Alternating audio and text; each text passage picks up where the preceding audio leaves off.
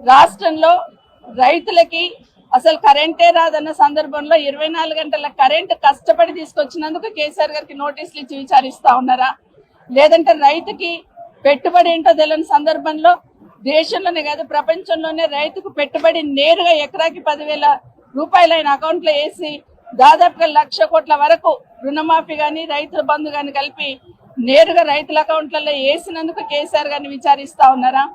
కాళేశ్వరం లాంటి ప్రాజెక్ట్ కట్టినందుకు కేసీఆర్ గారిని విచారిస్తా ఉన్నారా? లేదంటే మిషన్ కాకతీయల చెరువులన్నీ బాగు చేసినందుకు కేసీఆర్ గారిని విచారిస్తా ఉన్నారా? ఇలా చెప్తూ పోతే చాలా కార్యక్రమాలు చేసుకొచ్చారు కేసీఆర్ గారు. మరి వాటి గురించి ఈరోజు కేసీఆర్ గారిని విచారిస్తున్నారని సమాజం అంతా ప్రశ్నిస్తా ఉంది.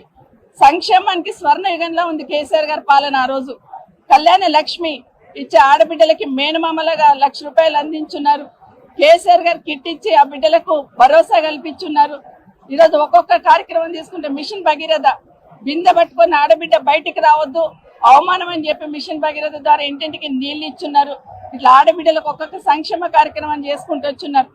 యువతకు చూస్తే ఫీజు రియంబర్స్మెంట్ కానీ, ఓవర్సీస్ స్కాలర్షిప్ కానీ, యూనివర్సిటీల ఏర్పాటు కానీ, అట్లే గురుకులాల ఏర్పాటు, ఇట్లా ఏ రంగం తీసుకున్నా స్వర్ణయుగం లాగా నడిచింది కేసీఆర్ గారి పాలన. కానీ 2 ఏళ్ల నుండి 2 సంవత్సరాలు రేవంత్ రెడ్డి పాలన వచ్చిన తర్వాత వెనక్కి తిరిగి చూసుకుంటే అంత అధోగతి పాలు చేస్తున్న సందర్భం కనిపిస్తా ఉంది. ఎక్కడ ఏ రంగాన్ని తీసుకున్నా స్కామ్, ల్యాండ్ స్కామ్ అని, శాండ్ స్కామ్ అని, అదేవిధంగా మొన్నే చూసిన బొగ్గు స్కామ్ అని, ఇవన్నీ కూడా ఒక్కొక్కటి బయటకు వస్తున్న సందర్భంలో వాళ్ళు ఇచ్చిన హామీలు నెరవేర్చలేక ప్రభుత్వం వైఫల్యం చెందిన సందర్భంలో వాటన్నిటిని కప్పిపుచ్చుకోవడానికి ఈ విచారణల పేరిట బీఆర్ఎస్ పార్టీకి సంబంధించిన నాయకులను మాత్రమే వేధిస్తున్న విషయాన్ని ఈరోజు తెలంగాణ సమాజం గమనిస్తా ఉంది. ఒకటి మాత్రం స్పష్టంగా అర్థమైంది, ఏదన్నా ఒక స్కామ్ బయటపడితే దాన్ని డైవర్ట్ చేయడానికి ఇమీడియట్ గా బీఆర్ఎస్ పార్టీకి సంబంధించిన నాయకులను ఏ విధంగా వేధిస్తున్నారనే స్పష్టంగా అర్థమైపోయింది. మొన్న ఈ మధ్య మీరందరూ గమనించున్నారు, హరీష్ రావు గారు సింగరేణి కాలనీస్ సంబంధించిన బొగ్గు స్కామ్ సంబంధించి మాట్లాడగానే సాయంత్రం సిట్ నోటీసులు ఇవ్వడం జరిగింది, ఫోన్ ట్యాపింగ్. అదేవిధంగా నెక్స్ట్ డే కేటీఆర్ గారు మాట్లాడగానే ఇమీడియట్ గా మళ్ళీ సిట్ నోటీస్ ఇవ్వడం జరిగింది.